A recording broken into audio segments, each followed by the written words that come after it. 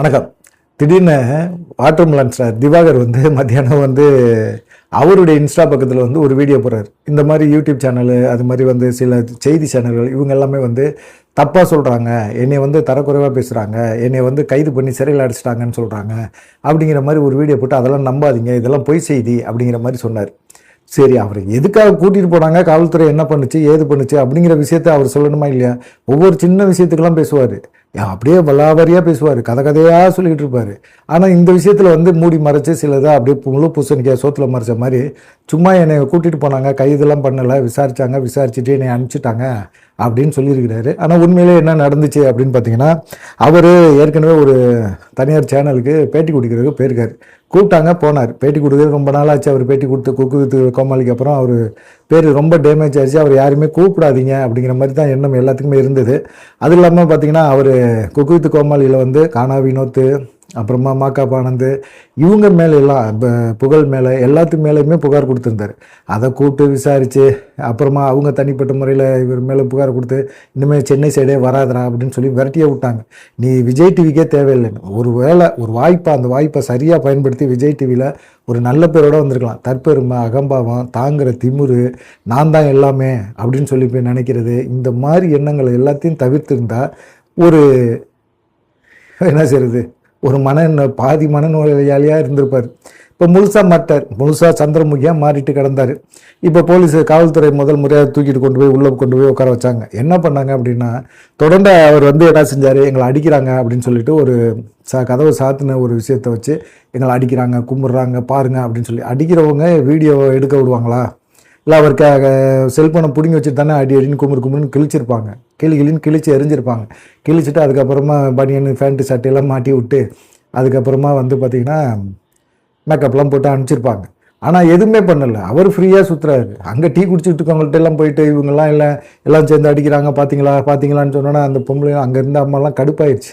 ஏன் இப்படி பண்ணுற, அநியாயம் பண்ணுற, உன்னையெல்லாம் நீலாம் ஒரு மனுஷனும் உன்னை கூப்பிட்டு இன்டர்வியூ எடுக்கிறாங்களே அப்படிங்கிற மாதிரி பேசிடுச்சு. அது அங்கே இருக்கிறவங்கெல்லாம் சுற்றி வர்ற இவர் தான் என்னை கெட்ட வார்த்தையில் பேசினார் அப்படின்னு சொல்லி இவர் தான் பண்ணுறாரு. ஏற்கனவே இதே போல் ஒரு சேனலில் பண்ணப்போ அவங்க ஒன்றும் இது பண்ணலை. அவர் போய் நான் காவல்துறையில் கம்ப்ளைண்ட் பண்ணுறேன்னு சொல்லிட்டு அங்கேருந்து இறங்கி காவல்துறை வரைக்கும் வந்தார். இவர் கம்ப்ளைண்ட் கொடுத்தோன்னா இவர் தான் உலக புகழில், இவர் கம்ப்ளைண்ட் கொடுத்த உடனே காவல்துறை போய் உடனே கைது பண்ணி அரெஸ்ட் பண்ணி இவர் என்னென்னலாம் எதிர்பார்க்குறாரோ அத்தனையும் காவல்துறை செய்யணும்னு நினைக்கிறார்.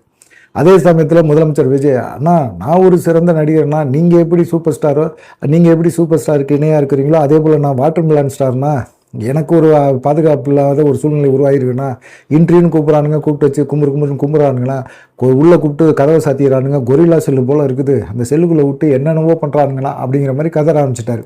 முதலமைச்சர் வரைக்கும் சொன்னவர் அதோட விட்டுருக்கலாம். இவங்க என்ன செய்கிறாங்க, காவல்துறையில் நான் கம்ப்ளைண்ட் கொடுத்தேன், அதில் ஒரு எஸ்ஐஏ நீங்கள் உனக்கு எவ்வளோ காசு வேணும் அதை வாங்கிட்டு போயிடு அப்படிங்கிற மாதிரி என்னையே போய் மிரட்டுறாரு அப்படின்னு சொல்லிட்டு காவல்துறை அதிகாரிகளையே இவர் குறை சொல்ல ஆரம்பித்தார். அதுதான் அவருடைய கெட்ட நேரம் அப்படின்னு தெரிஞ்சிருச்சு. சேவனேன்னு விட்டுருப்பாங்க, பேசி இந்தப்பா இது மாதிரி ஏன்பா தேவையில்லாத வம்பிழுத்துட்டு இருக்காத போ அப்படின்னு சொல்லியிருக்கலாம். உண்மையான காரணம் என்னங்கிறது அவங்களுக்கும் காவல்துறைக்கும் தெரிஞ்சிருக்கும்.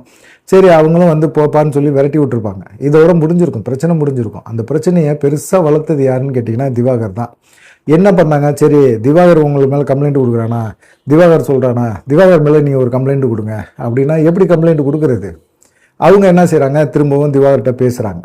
அந்த தனியார் சேனல் இருக்குல்ல, அவங்க திவாகர்கிட்ட பேச்சுவார்த்தை நடத்துகிறாங்க. இங்கே பாரு, எங்களை பற்றி தவறான ஒரு கருத்தை நீ பதிவிட்டுற, இந்த பதிவிட்ட வீடியோ நீக்கு அப்படின்னு சொல்கிறாங்க. நான் வீடியோலாம் நீக்க முடியாது, நான் அப்படி தான் போடுவேன், என்னை யார் என்ன செஞ்சுருவீங்க, நான் செலிபிரிட்டி தெரியுமில்ல, என்னை பற்றி உனக்கு தெரியுமில்ல, நான் எவ்வளோ பெரிய செலிபிரிட்டி, இளைஞர்களும் பெண்களும் என் பக்கத்தில் தான் இருக்கிறாங்க தெரியுதா, அப்படிப்பட்ட ஒரு சூழ்நிலையில் ஒரு செலிபிரிட்டியை கூப்பிட்டு வச்சு அவமானப்படுத்துவீங்க, நான் சும்மா பார்த்துக்கிட்டு இருப்பேனா அப்படின்ற.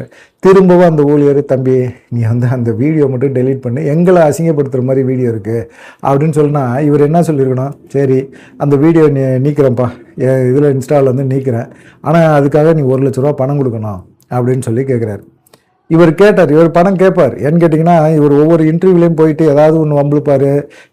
இவரை வந்து புகழ்ந்து பேசணும். ஐயோ, உங்கள் நடிப்புக்கு மிஞ்சி யாருமே நடிக்க முடியாதுங்க. சூர்யாலாம் வந்து பின்னோக்கி போயிட்டாருங்க.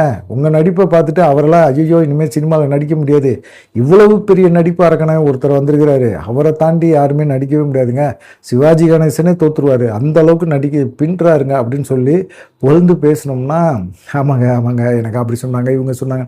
ஆனால் அவர் போடுற வீடியோ கீழே அவ்வளோ அசிங்கமாக கெட்ட வார்த்தையில் திட்டுறானுங்க. தமிழ் தெரிஞ்ச எவனாவது அந்த கமெண்ட்டை தான் வீடியோ கீழே போட்டிருந்தாங்க அப்படின்னா தூக்கு போட்டு செத்துருவான். ஆனால் திவாகர் அந்த மாதிரிலாம் சாக மாட்டார்.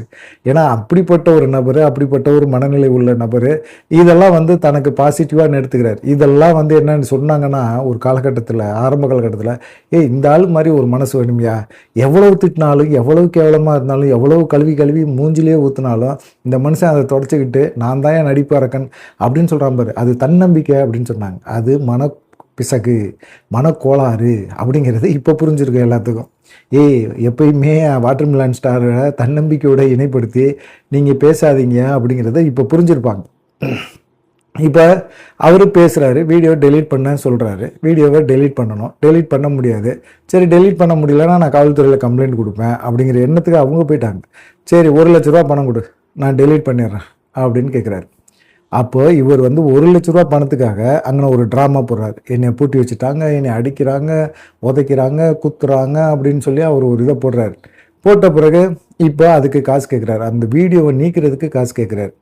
இப்போ ஆதாரம் அவங்கள்ட்ட மாட்டிக்கிச்சா அவங்க என்ன செய்கிறாங்க, நேராக போய் காவல்துறையில், அதே கீழ்ப்பாக்கம் காவல்துறையில் கம்ப்ளைண்ட்டை கொடுக்குறாங்க. இது மாதிரி வந்து வீடியோவை நீக்கிறது, எங்களை பற்றி அசிங்கமாக வீடியோ போடுறாரு, போட்டுட்டு எங்கள் சேனல் பேரையும் கெடுக்கிறாரு, அதனால் வந்து அவர் மேலே நீங்கள் நடவடிக்கை எடுத்தாகணும் அப்படின்னு சொல்லி ஒரு புகாரை தட்டி விட்றாரு. தட்டி விட்டோன்னு ஏற்கனவே காவல்துறை அதிகாரிகள் வந்து நான் புகார் கொடுத்தா எந்த விதமான நடவடிக்கை எடுக்கலை, அவங்கள்ட்ட காசு வாங்கிட்டு கம்முன்னு இருக்கிறாங்க, என்னை சமாதானப்படுத்தி விரட்டி விடுறதுல மட்டும் இருக்கிறாங்க அப்படின்னு ஒரு வீடியோ போட்டாரா. இதில் ஏற்கனவே காவல்துறை உயர் அதிகாரிகள் வேறு டென்ஷனாக இருந்துச்சா, இந்த சமயத்தில் இவங்க வேறு வந்து கொடுத்தாங்களா, கம்ப்ளைண்ட்டை கொடுக்குறாங்களா, 1 லட்சம் கேட்குறான்னு.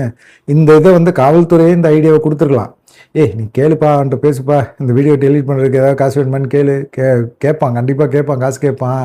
காசு கேட்டானா அது எவ்வளோன்னு சொல்லி கேளு, 1 லட்சம் 2 லட்சம்னு கேட்பான், தரேன்டா வாடான்னு சொல்லு, நம்ம பேசிக்கலாம், அதை ரெக்கார்ட் பண்ணி கொடு அப்படின்னு சொல்லி பேசியிருப்பாங்க. அவங்க பேசுனதின் அடிப்படையில் என்ன செய்கிறாரு, திவாகர் மாட்டிக்கிச்சு, வாட்டர் மிலான் மாட்டினதில் பிரிக்கிட்டானுங்க. மதுரையிலேருந்து கீழ்ப்பாக்கத்துலேருந்து மதுரைக்கு வந்து ஐயாவை ஏற்றிட்டு விசாரணைக்கு வாப்பா, நீ அடிக்கடி வந்து எல்லா இடத்துலையும் போகிற, ஏற்கனவே உன் மேலே 2-3 இடங்களில் கம்ப்ளைண்ட்டு, ஏற்கனவே நீயும் கம்ப்ளைண்ட் கொடுத்துருக்க, அவங்களும் உன் மேலே கம்ப்ளைண்ட் கொடுத்துருக்குறாங்க, குக்குவித்து கோமாளிலையும் உன் மேலே கம்ப்ளைண்ட் கொடுத்துருக்காங்க, ஏகப்பட்ட கம்ப்ளைண்ட் இருக்குது, நீ தொடர்ந்து இப்படியே டார்ச்சர் பண்ணுற, உன்னை இப்படியே சும்மா விட முடியாது, நீ வந்து உன்னையே செலிப்ரிட்டிஸ்ன்னு நினச்சிட்டு இருக்க, நீ 2 வாட்டி ஜெயிலுக்கு போனீங்கன்னா உன்னை இனிமேல் எவனுமே கூப்பிட மாட்டான், எவனும் மதிக்க மாட்டான் அப்படிங்கிற ஒரு எண்ணத்தில் நேராக நீதிமன்றத்துக்கு கொண்டு போயிட்டாங்க. 2 வழக்கை பதிவு பண்ணி நேராக நீதிமன்றத்துக்கு போயிட்டாங்க.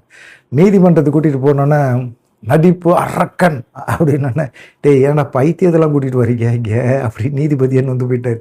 என்னையா பிரச்சனை உனக்கு, கீழ்ப்பாக்கத்தில் என்ன பிரச்சனை பண்ணியிருக்கிற அப்படின்னா, ஐயா இது மாதிரியா அது இது மாதிரி ஆயிடுச்சியா அப்படின்னு சொல்லி அவர் ஒன்று பேச, நீதிபதி ரொம்ப கடுப்பாயிட்டே, விட்டுருங்கப்பா அவரை, ஏன்பா அவரை பாவம் பாடாப்படுத்துறீங்க, அந்த ஆளை விட்டு தொலைங்கயா போய் அப்படின்னு சொல்லிட்டு ஜாமீனில் விட்டு அவர் நீதிபதி அவங்க ஜாமீன்லேயே விட்டு நீ போயிட்டு அந்த இதுக்கு சம்மந்தமாக வழக்கு எதுவும் போட்டு ஏதாவது பண்ணிகிட்டு இருங்க, போங்க விரட்டி விடுங்க, சரிக்கெலாம் அனுப்ப முடியாது, விசாரிச்சு நீங்கள் ஏதாவது பண்ணுங்க அப்படின்னு சொல்லி அனுப்பிச்சி விட்டார்.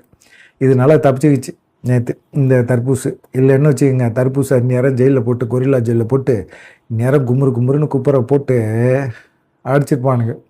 அந்த அளவுக்கு பிளான் போட்டாங்க. ஏதோ நல்ல நேரம் தப்பிச்சுக்கிச்சு. ஒழுங்காக வந்து பிசியோதெரப்பி படிச்சுட்டு இப்படி இந்த வேலை பார்க்கலாமா, ஒழுங்காக அந்த வேலையை பார்க்க சொல்லுங்கள் அப்படின்னு சொல்லி நிறைய பேர் அட்வைஸ் பண்ணுறாங்க. அது எங்கே கேட்க போகுது, இன்னமும் அது தன்னை மிகப்பெரிய ஒரு ஹீரோவாக நினச்சிக்கிட்டு அலைஞ்சிட்ருக்கு. பொண்ணு கிடைக்கிறதுக்கு வாய்ப்பே கிடையாது. பொண்ணு இல்லை, பொம்பளையும் கிடைக்காது, கிழவியும் கிடைக்காது அது வாழ்க்கையில். அப்படி ஒரு சூழ்நிலை ஆகிப்போச்சு அப்படின்னு சொல்லி எல்லாருமே பேசுகிறாங்க. நீங்கள் என்ன நினைக்கிறீங்க அப்படிங்கிற ஒரு விஷயத்த மறக்காமல் கமெண்ட் பண்ணுங்கள்.